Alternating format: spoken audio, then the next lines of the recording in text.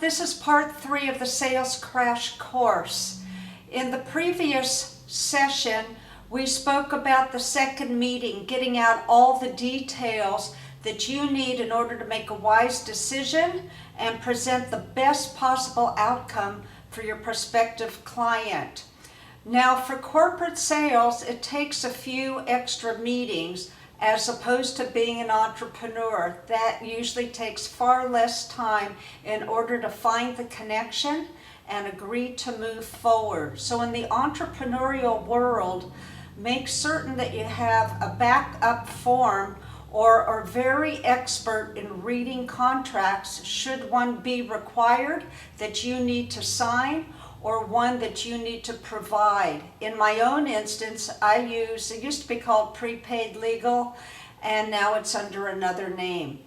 But if you research it, you can find it. It's an excellent service, small monthly fee, and it's well worth the effort. Even if once a year you need their service, they are on top of it and give you their expert insight. And you can be certain that the contracts are valid when they give their approval. A lot of comfort right there. Now, should you be on a third appointment, or for entrepreneurs, the second one's your final one, go through all the details that you previously spoke about. If there's one person in the room or many people in the room, ask them all at the same time if they have any questions of you. And if there's anything not understood, any extra requests, has anything changed before you proceed. When you get the green light to proceed, repeat what the initial issue was and what the perceived solution was.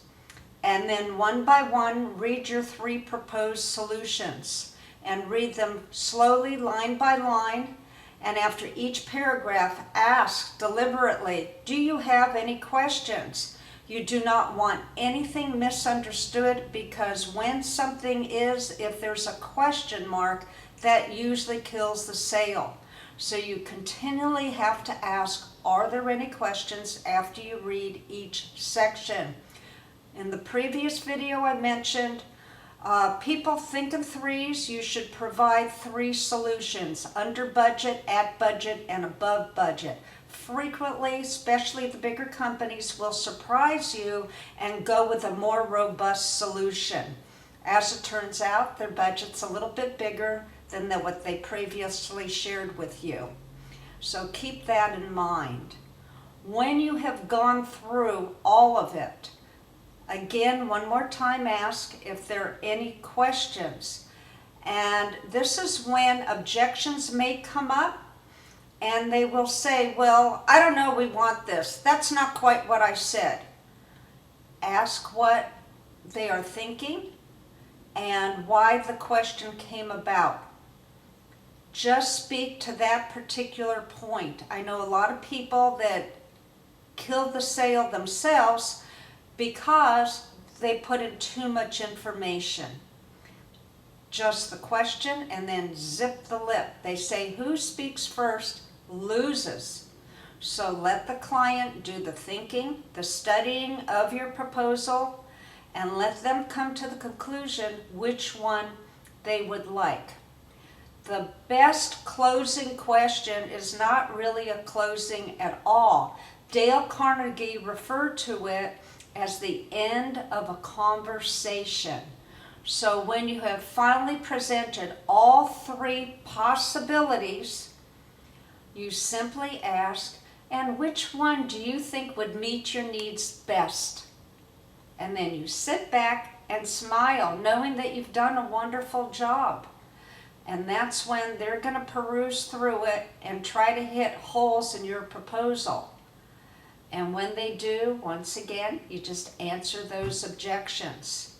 In the end, when they see you're expecting an answer, they will provide an answer and will select the one that's best for them. And then your next question is, and what is your timeline for getting it started? As you can see on my proposal, we have a timeline for putting everything into process. Does this meet with yours?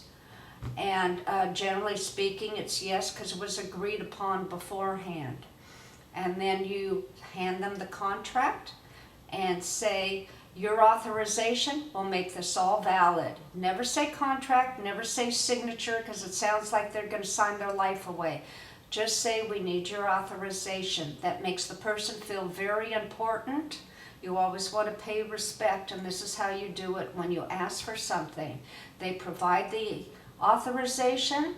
You tell them, thank you. I'm going to get it copied. I'll send a copy to you, to prefer an email or hard mail, and you will hear from me shortly on how everything is proceeding.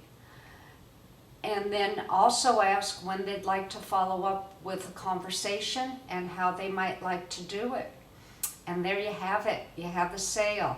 That is the Sales Crash Course. Now keep in mind, always work for the greater good and to the client benefit. When you do that, part of the greater good is the reward coming your way for testimonials, repeat business, and referrals. And those are just as important or even more important than the original sale, because the sales are going to blossom in many different ways, on many different levels, and many more people are going to know about you. It's sales and branding all wrapped up into one. Any question, please email me, Eleanor@smoothsale.net. Let me know how I can help you. Follow me on Twitter @SmoothSale, and I'm on LinkedIn under my name, Eleanor Stutz. My number, 408-209-0550 East Coast time. Thank you for watching, and do let me know your questions. Your questions are questions other people have, and I can help more people if you're honest, and together we can work out the kinks.